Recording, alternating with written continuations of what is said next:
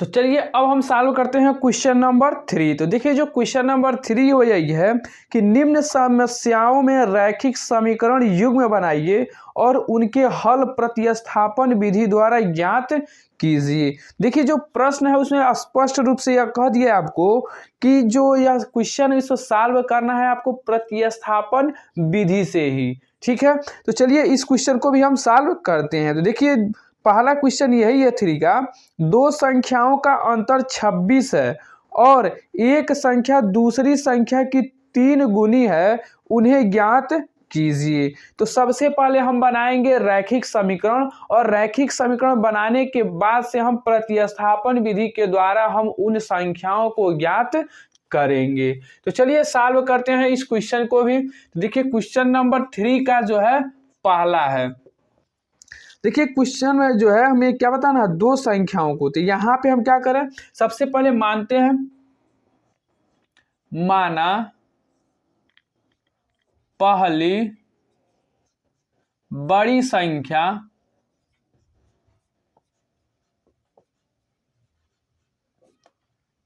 बराबर x। पहली जो बड़ी संख्या वो क्या है, x है, और दूसरी छोटी संख्या को हम मान रहे हैं y। दूसरी छोटी संख्या बराबर y। अब देखिए कंडीशन क्या है, प्रश्नानुसार देखा जाए तो क्या रहा है, दो संख्याओं का अंतर 26 है, यानी कि बड़ी संख्या में से जब हम छोटी संख्या को घटा रहे हैं तो जो अंतर मिल रहा है हमें क्या मिला, 26। तो प्रश्नानुसार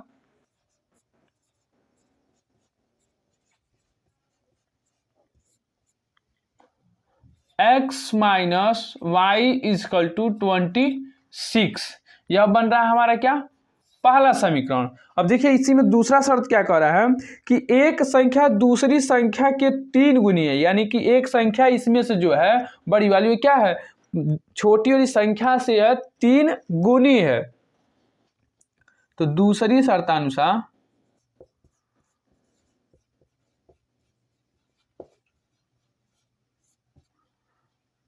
x इजकल टू 3y, यह बनना हमारा क्या, समीकरण नंबर 2।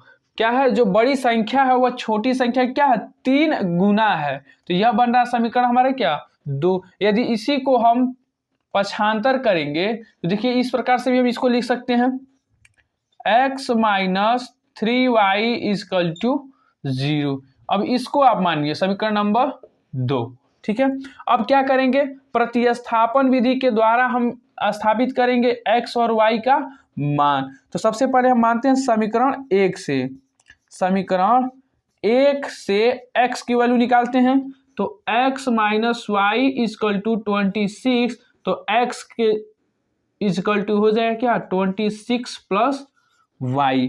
x का मान हमने क्या निकाला, 26 प्लस y। अब हम क्या करेंगे, इस मान को जो है हम समीकरण नंबर 2 में रखेंगे। किस में रखेंगे, तो समीकरण 2 में x का मान रखने पर,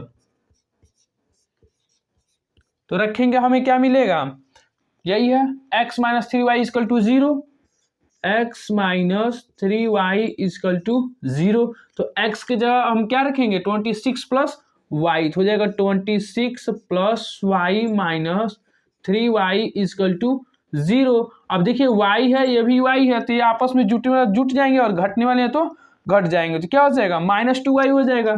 तो 26 माइनस 2y इजकल टू 0। अब इसको सॉल्व करें क्या हो जाएगा, -2y इजकल टू -26। 26 को उधर भेजे हैं, अब क्या होगा, माइनस से माइनस जो है कैंसिल हो जाएगा, तो क्या बचेगा, y इजकल टू 26/2, यानी कि क्या हो जाएगा 13। तो y का मान हमें क्या मिला, तो 13।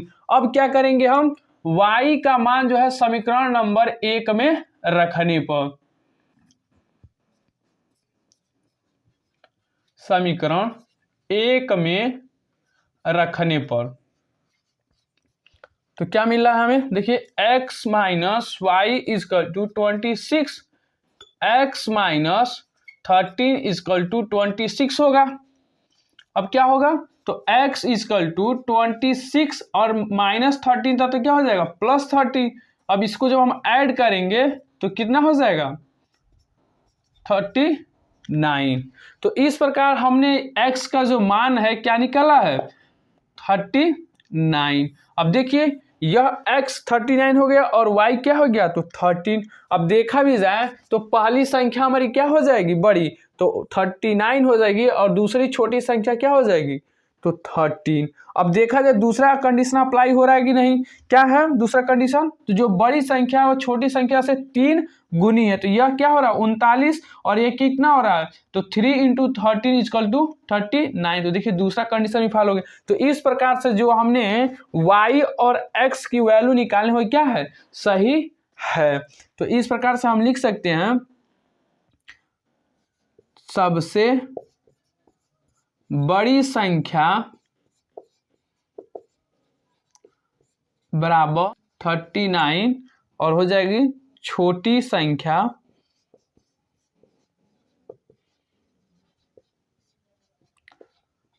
30। तो इस प्रकार से हमने क्या किया 3 का जो है पहला क्वेश्चन सॉल्व कर लिए। अब हम सॉल्व करते हैं क्वेश्चन नंबर 2 का 3 का ही है कौन सा तो दूसरे नंबर का। अभी तक हमने पहला सॉल्व किया, तो चलिए इसको क्लीन करते हैं और सॉल्व करते हैं 2। तो देखिए 2 नंबर का जो प्रश्न है वो क्या कर रहा है, दो समपूरक कोणों में बड़ा कोण छोटे कोण से 18 डिग्री अधिक है, उन्हें ज्ञात कीजिए। तो चलिए उसको भी हम सॉल्व करते हैं। तो देखिए इस क्वेश्चन में जो है हमें पता होना चाहिए कि समपूरक कोण किसे कहते हैं। क्या पता होना चाहिए समपूरक कोण। तो देखिए समपूरक कोण उसे कहते हैं कि जिन दो कोणों को जोड़ने पर उसका मान 180 अंश होता हो। क्या होता हो, दो कोणों का योगफल कितना हो 180 अंश होता हो, उसे हम कहते हैं समपूरक कोण। जैसे 90 प्लस 90 क्या हो जाएगा समपूरक कोण। और क्या हो सकता है 60 प्लस 120 क्या हो जाएगा 180, तब भी हुआ क्या होगा समपूरक कोण। तो इसमें जो है प्रश्न में कहा है कि दो कोणों का, यहाँ पे दो कोणों का है, दो समपूरक कोणों में सबसे जो बड़ा कोण है वह छोटे कोण से 18 अधिक है। तो सबसे पहले मानते हैं कि माना पहला बड़ा कोण बराबर x अंश। क्या है बड़ा कोण कितना है तो x अंश, और छोटा जो कोण है छोटा कोण बराबर y अंश। यहाँ पे अंश आप जरूर लगाइए तभी प्रतीत होगा कि यह कोण से रिलेटेड है। ठीक है, अब क्या करेंगे, पहला शर्त क्या है यहाँ पे दिया हुआ है प्रश्नानुसार कह रहा है कि दोनों का जो है योगफल कितना हो रहा है तो 180 अंश। जब दोनों कोणों को हम जोड़ रहे हैं तो कितना मिला 180 अंश। तो यह बन रहा है हमारा पहला कंडीशन। अब दूसरा कंडीशन क्या कह रहा है इसी में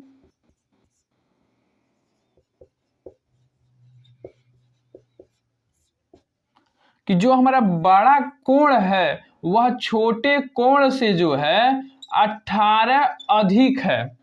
दूसरे में क्या कर रहा है जो बड़ा कोण है वह छोटे कोण से 18 अधिक है। जब इसको हम दूसरे रूप में लिखेंगे तो क्या लिखेंगे x अंश माइनस y अंश इजकल टू 18 लिखेंगे। तो इसको हम मानते हैं क्या समीकरण नंबर 2। अब हम क्या करेंगे कि समीकरण 1 या 2 से हम x की वैल्यू निकालेंगे। तो निकालते हैं यहीं पर समीकरण 2 से निकालते हैं, आसानी से निकल जाएगा हमारा। क्या है समीकरण 2 से तो x अंश माइनस y अंश इजकल टू 80 अंश। ठीक है, तो अब इसको जब हम हल करेंगे तो क्या हो जाएगा x अंश इजकल टू हो जाएगा 18 अंश प्लस y अंश। यहां से हमें क्या मिला x अंश का मान मिल गया। अब इस x अंश का मान जो है हम समीकरण नंबर 1 में रखेंगे। तो यहीं पर रखते हैं समीकरण 1 में x अंश का मान रखने पर, तो रखेंगे तो देखिए क्या मिल रहा है हमें, x अंश प्लस y अंश इक्वल टू 180। यहाँ पे रखेंगे क्या, 80 प्लस y अंश प्लस y अंश इक्वल टू 180। अब इसको हम फिर सॉल्व करेंगे तो क्या हो जाएगा हमारा, y अंश मिल क्या हो जाएगा, 2 अंश हो जाएगा। तो यहाँ पे हो जाएगा 2 अंश इक्वल टू 180 माइनस 18। ठीक है। अभी यहाँ पे क्या है, 180 में से जब हम 18 घटाएंगे तो हमें क्या मिलेगा, y अंश इक्वल टू 162 अंश, यही होगा। अब इसको हम जब डिवाइड करेंगे तो y इक्वल टू क्या हो जाएगा, 162/2। इसको डिवाइड करेंगे क्या हो जाएगा, 2 8 16 और 2 1 9 2, यानी कि हमारा कितना आ रहा है, 81 अंश आ रहा है। कितना आ रहा है, 81 अंश। तो y का जो परफेक्ट कोण कितना आ रहा है, 81 अंश। अब हम y के सहायता से x अंश निकालेंगे, तो y का मान समीकरण 1 में रखने पर, तो पहला क्या है हमारा, x अंश प्लस y अंश प्लस इक्वल टू 180 अंश। ठीक है। अब इसको हम सॉल्व करेंगे तो x अंश प्लस y अंश कितना है, तो 81 अंश इक्वल टू 180। तो x अंश इक्वल टू कितना होगा, 180 माइनस 81, तो x अंश इक्वल टू कितना हो जाएगा, 99 अंश। तो यहां से हमें क्या मिलेगा, x अंश भी मिल गया। अब देखिए, अब हम पता कैसे करेंगे कि हमारा जो परफेक्ट वैल्यू आया है वह सही है कि गलत। आपको पता है ये कि संपूरक कोण है, तो इनको जोड़ने पर यदि 180 अंश हो जाएगा तब यह जो हमारा दिया गया आंसर है वह सही होगा। तो यहीं पर आप जोड़ करके देख लीजिए, 99 और 81, तो 9 1 10, 9 8 17 और 1 18, देखिए 180 आ गया। यानी कि जो x और y का जो वैल्यू आया वह क्या है, सही है। अब हम यहाँ पे लिख सकते हैं क्या, कि बड़ा कोण बराबर 99 अंश और छोटा कोण कितना हो जाएगा, 81 अंश। तो इस प्रकार से हमने 3 का जो है दूसरे नंबर का क्वेश्चन भी सॉल्व कर दिए। तो चलिए अब हम सॉल्व करते हैं क्वेश्चन नंबर 3 का जो तीसरा है। देखिए जो तीसरे नंबर का प्रश्न वो बहुत ही आसान है, आप इसको बहुत पहले ही एक्सरसाइज में इस प्रकार के प्रश्नों को पढ़ चुके हैं। तो चलिए इसको भी हम सॉल्व करते हैं। तो देखिए क्या है यह प्रश्न, कि एक क्रिकेट टीम के कोच ने 7 बल्ले तथा 6 गेंद 3800 रुपये में खरीदी। बाद में उसने 3 बल्ले तथा 5 गेंदें 1750 में खरीदी। प्रत्येक बल्ले और प्रत्येक गेंद का मूल्य ज्ञात कीजिए। इसमें क्या पूछा है, बल्ले का भी दाम पूछा है और जो हमारा गेंद है उसका भी दाम पूछा है। तो चलिए इस प्रश्न को भी हम सरलता से सॉल्व करते हैं। तो तीसरा प्रश्न यही है, 7 बल्ले और कितना है 6 गेंद का मूल्य दिया है 3800। तो सबसे पहले मानते हैं कि जो हमारा गेंद है उसका जो मूल्य कितना है और जो हमारा बल्ला है उसका जो मूल्य है क्या है। तो मानते हैं कि माना बल्ले का मूल्य बराबर x रुपए। ठीक। अब हम मानते हैं गेंद का मूल्य बराबर y रुपए। ठीक है। तो जो पहला कंडीशन हमारा बन रहा है, क्या बन रहा है, प्रश्नानुसार 7 बल्ले हैं, देख लिया जाता है क्या है, हाँ 7 बल्ले का मूल्य और 6 गेंद का जो मूल्य हो रहा है कितना हो रहा है 3800। ठीक है, यह हमारा जो बन रहा है क्या पहला समीकरण बन रहा है। अब यहीं पर दूसरा देखिए क्या बन रहा है,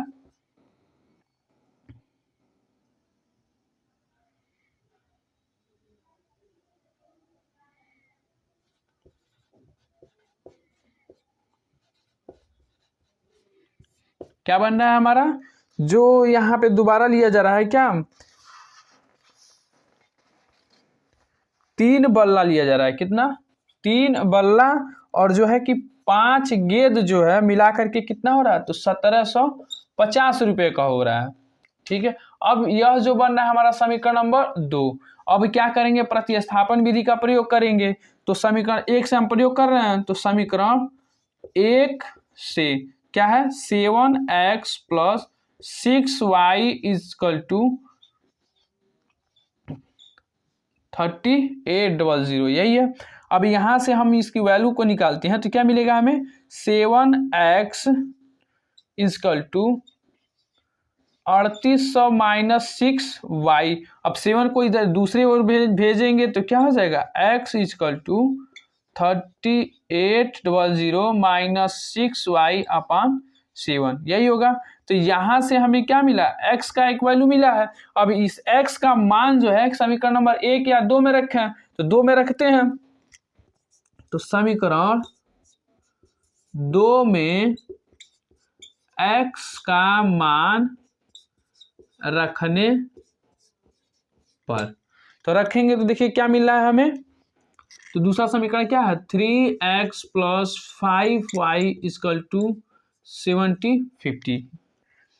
तो 3x की जगह क्या रखेंगे हम 3800 माइनस 6y अपान 7 रखेंगे, कोष्टक बंद, प्लस 5y इजकल टू क्या हो जाएगा 1750। ठीक है, अब यहां से जब हम फिर इसको सॉल्व करें तो यहाँ क्या होगा 3 का मल्टीप्लाई होगा दोनों में, तो यहाँ पे 3 से जब मल्टीप्लाई करेंगे तो क्या हो जाएगा 0 0 4 8 3 3 की 9 और 2 कितना 11 माइनस, और यह कितना हो जाएगा 6 3 की 18y अपान 7 होगा,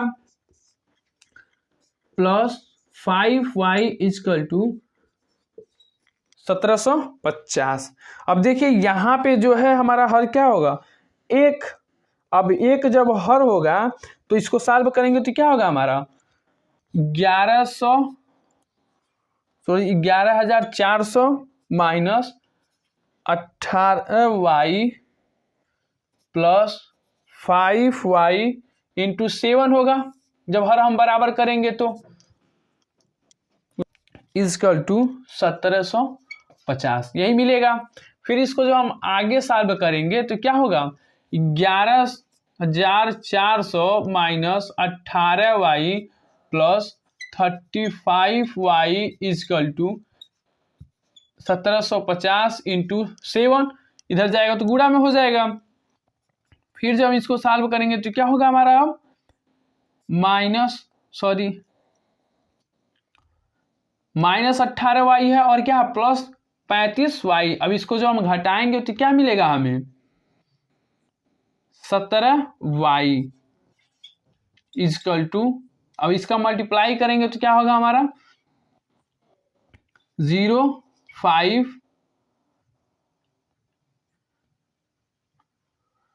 7 7 49, 49 और 3 मिलके कितना हो जाएगा 52। तो यहाँ पे बचेगा 5, 7 और 5 कितना हो जाएगा तो 12, कितना हुआ हमारा 12,250 हुआ माइनस 11,400। ठीक है, तो क्या हो जाएगा हमारा 17y इजकल टू, अब इसको जब हम घटाएंगे तो क्या मिलेगा हमें 850 मिलेगा।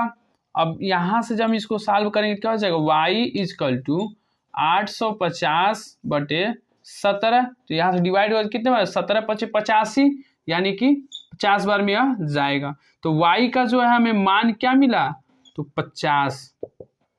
तो जब हमें y का मान हमें मिल गया तो y के सहायता से हम क्या निकालेंगे x का भी मान निकाल लेंगे। तो क्या हो जाएगा हमारा x, तो देखिए यहाँ पे हम रख रहे हैं समीकरण 1 में y का मान रखने पर। तो जब हम समीकरण 1 में रख रहे हैं तो क्या है हमारा 7x + 6y = 3800 हो जाएगा। तो 7x + 6 × 50 = हो जाएगा हमारा 3800। अब यहाँ से जब हम इसको सॉल्व करेंगे तो क्या होगा 7x + = 3800। यहाँ से जब उसको हम दूसरे पक्ष में ले जाएंगे तो क्या हो जाएगा 7x = 3800 - 300। तो यहाँ पे हमारे क्या हो जाएगा 7x = 3500।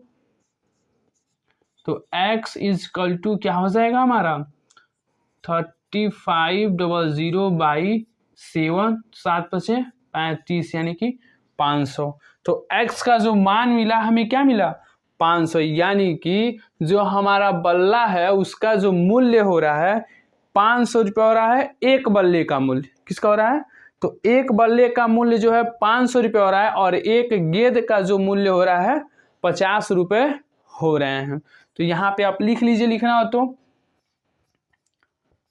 गेंद का मूल्य बराबर 50 रुपये, बल्ले का मूल्य बराबर 500 रुपये। तो इस प्रकार से हमने जो है 3 का जो तीसरा क्वेश्चन है सॉल्व कर लिए हैं। और जो हमारा 4 है वह देखिए, जो क्वेश्चन नंबर 4 है उसमें क्या है कि यहाँ पे 2 भाड़ा हमें ऐड करना है। देखिए उसमें दिया हुआ एक नियत भाड़ा दिया हुआ है और उसी में जो है हमें जोड़ना है क्या जो प्रति किलोमीटर का भाड़ा जो है वो अलग से जुड़ रहा है। अभी हम आपको बता रहे हैं।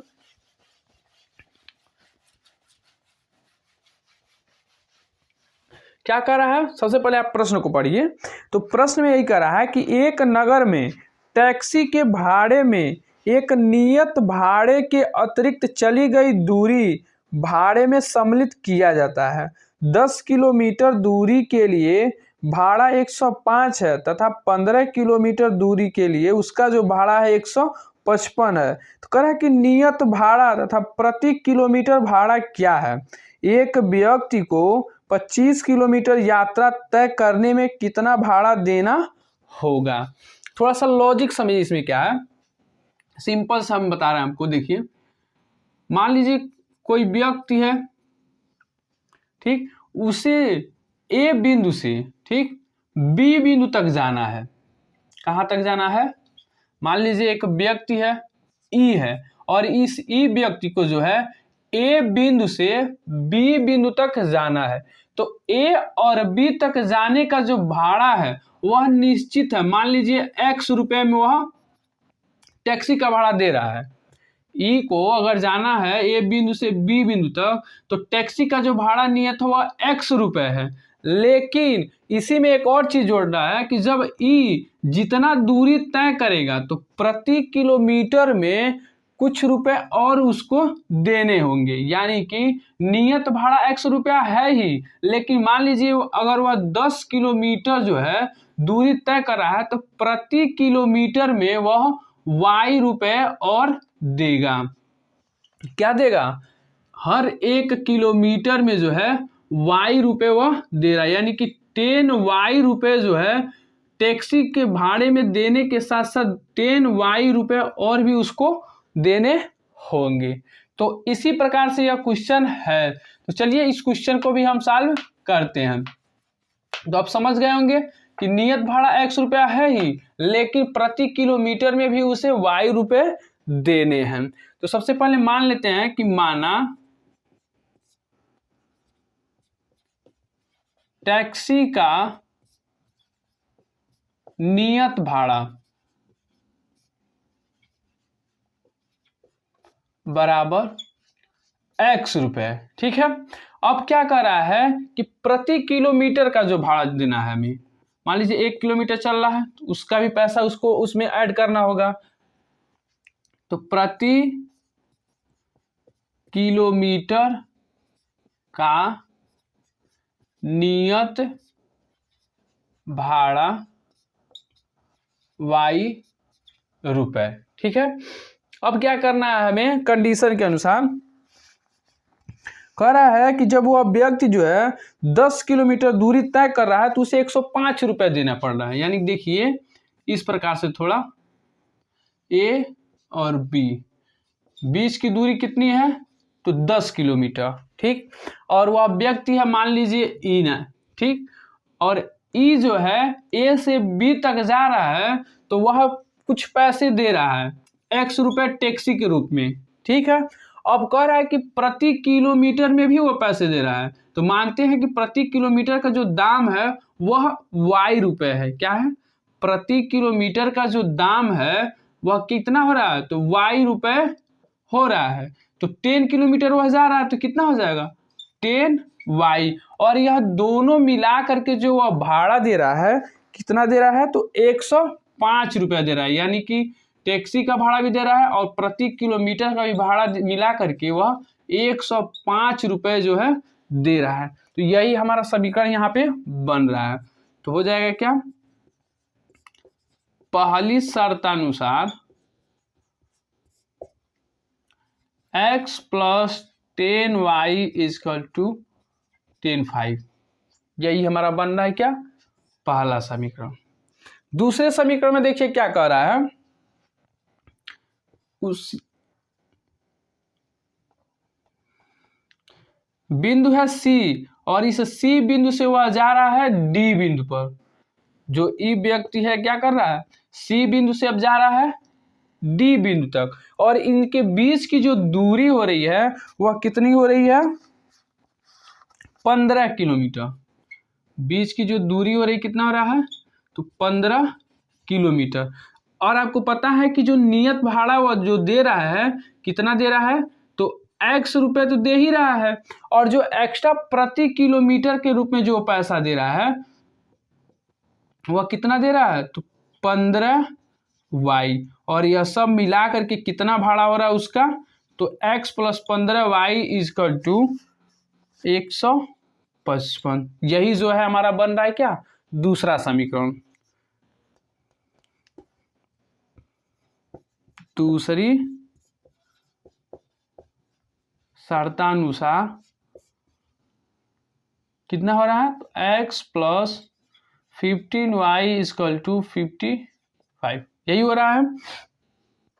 यह जो हमारा बन रहा है क्या, समीकरण नंबर 2। और आपको पता है कि प्रतिस्थापन विधि में क्या करना होता है, सेम वही प्रक्रिया जो इसके पहले हम करते आ रहे हैं। समीकरण 1 से x =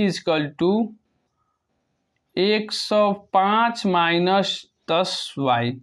अब इस मान को जो है हम समीकरण नंबर 2 में रखते हैं। तो समीकरण 2 में x का मान रखने पर, तो जब रखेंगे तो हमें क्या मिलेगा तो x + 15y = 15 और 5, यही है। तो क्या हो जाएगा हमारा, x की जगह हम क्या रखेंगे 105 - 10y, 105 - 10y + 15y = 155। अब देखिए यह दोनों सजाती में है तो जुटेगा तो कितना हो जाएगा 5y, 5y = 155 - 105, तो कितना हो जाएगा हमारा, कितना बच रहा है 50।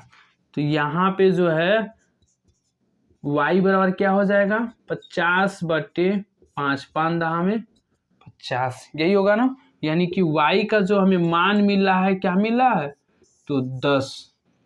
अब क्या करेंगे हम, y का जो मान है किसी एक समीकरण में रखेंगे तो x का भी मान हमें मिल जाएगा।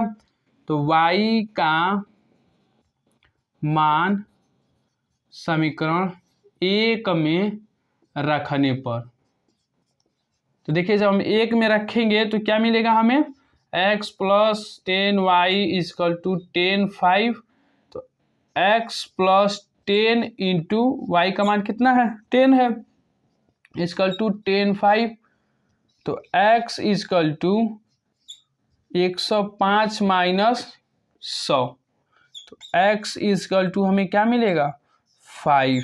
यहाँ से हमें x बराबर क्या मिल गया तो 5। तो अब हमें क्या मिला है, x हमारा क्या था तो नियत भाड़ा, यानी कि यहाँ से यहाँ तक जाने का जो भाड़ा है वो कितना है तो 5 रुपये है, और प्रति किलोमीटर में जो भाड़ा दिया जा रहा है वो कितना दिया जा रहा है तो 10 रुपये, यानी कि 10 किलोमीटर है तो 10 का मल्टीप्लाई क्या किया 100, यानी कि 100 और 5 मिल के कितना हो गया तो 105, यानी कि नियत भाड़ा हमारा मिल ही गया 5 रुपये, और यहाँ पे जो है कितना है 10 रुपये। अब देखिए अगले क्वेश्चन में यहीं पे एक और क्वेश्चन दे दिया है, क्या दिया हुआ है, कह रहा है कि एक व्यक्ति 25 किलोमीटर यात्रा तय करने में कितना भाड़ा देना होगा।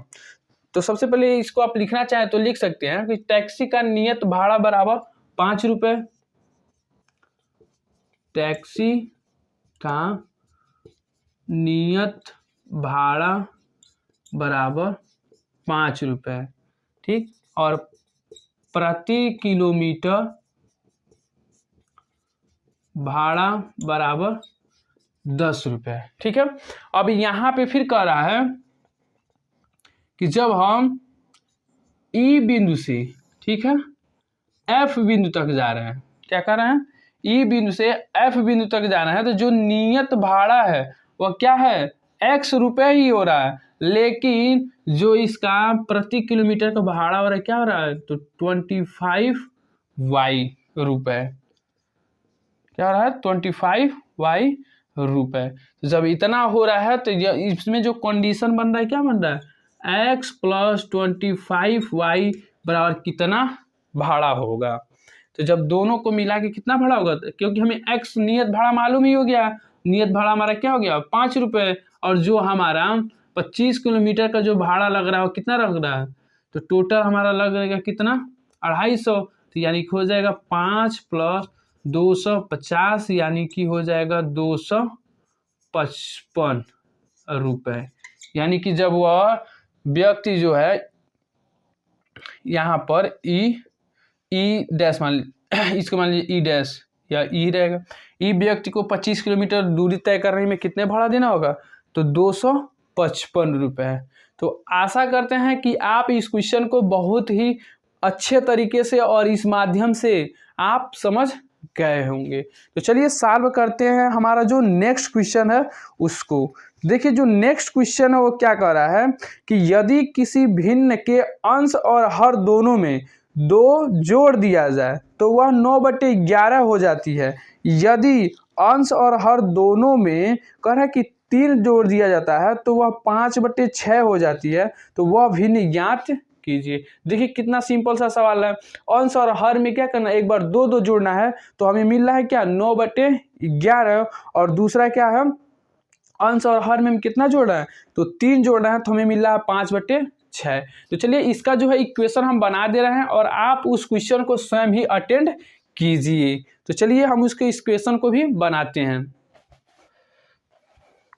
तो देखिए जो हमारा 5वां है उसमें क्या कर रहा है कि जो हमारा अंश है तो मान लेना है सबसे पहले, माना अंश बराबर x और हर को हम मान रहे हैं क्या y।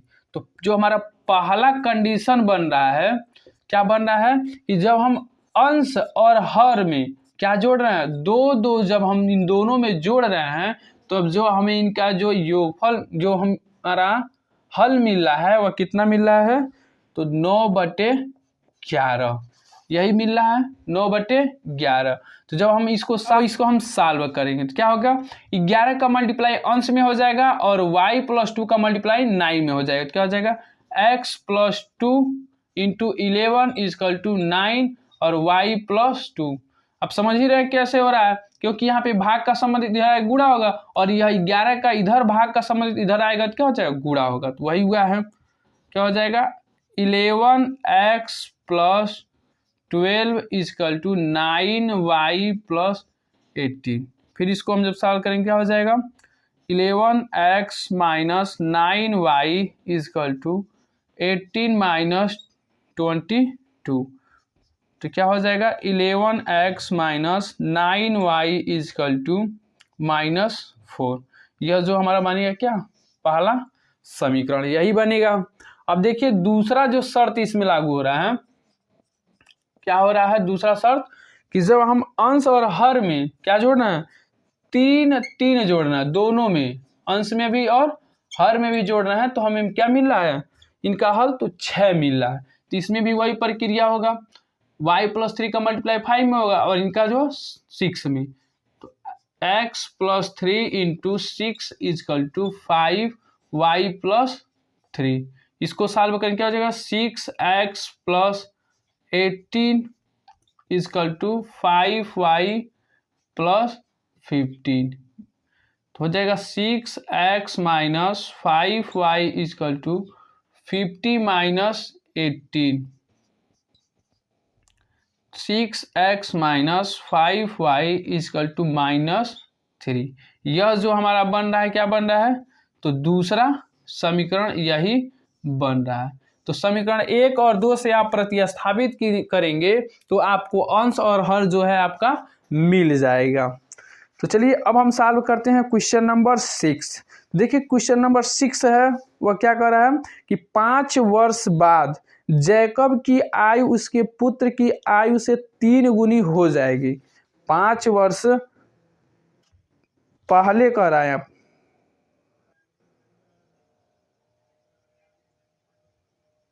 पहले जैकब की आयु उसके पुत्र की आयु की 7 गुनी थी।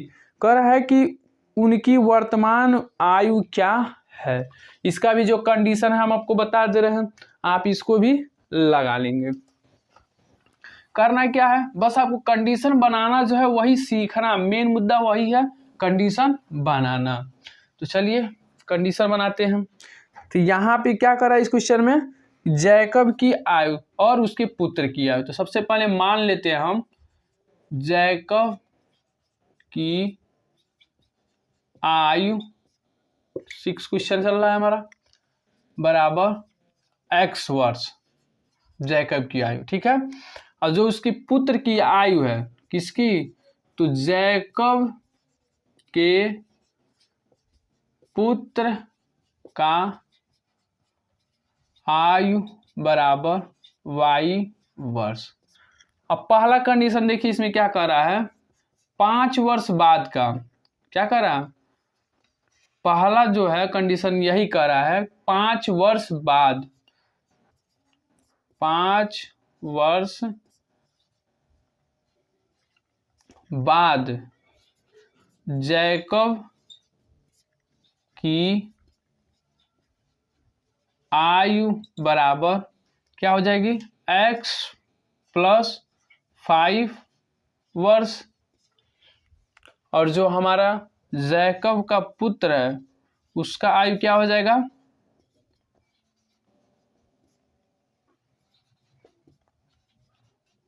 आयु बराबर हो जाएगा y प्लस 5 वर्ष। तो उस समय जो है उसके पुत्र की आयु से जो है कितना हो रहा है, तो 3 गुना आयु हो रहा है। कितना हो रहा है, 3 गुना, यानी कि x प्लस 5 वर्ष जब इस जैकब की आयु हो रही है तो उस समय जो उसके पुत्र की आयु है इसका जो है 3 गुना आयु हो रहा है जैकब का। तो जब इसको हम सॉल्व करेंगे क्या हो जाएगा, x plus 5 equal to 3y plus 15। तो x minus 3y equal to 15 minus 5 equal to क्या हो जाएगा, 10। तो क्या बना है हमारी equation, x minus 3y equal to 10। यही जो बन रहा है हमारा क्या, पहला समीकरण बन रहा है। अब देखिए फिर क्या कर रहा है, इसी में क्वेश्चन में क्या कर रहा है कि 5 वर्ष पहले जैकब की आयु उसके पुत्र की आयु की क्या है, 7 गुनी है। कब की बात कर रहा है, तो पहले का। यह जो है हमारा क्या हो रहा है, दूसरा कंडीशन क्या कर रहा है, 5 वर्ष पहले, हाँ क्या कर रहा है, 5 वर्ष पहले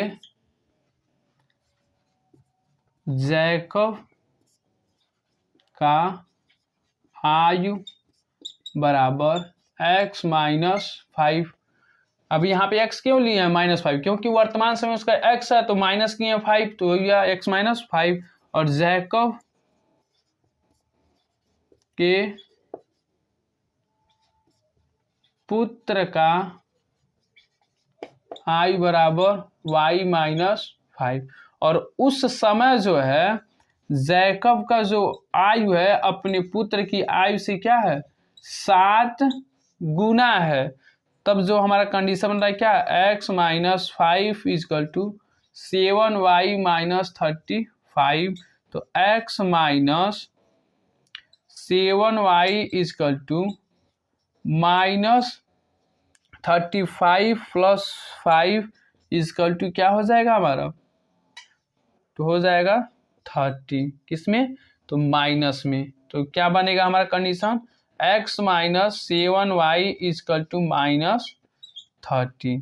यह जो बन रहा है हमारा क्या, दूसरा कंडीशन।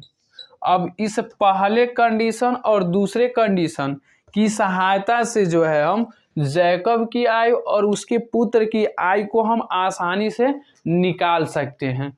तो चलिए मिलते हैं नेक्स्ट वीडियो में, क्योंकि आप इनके y को प्रतिस्थापन विधि के द्वारा निकाल लेंगे। तो चलिए मिलते हैं नेक्स्ट वीडियो में।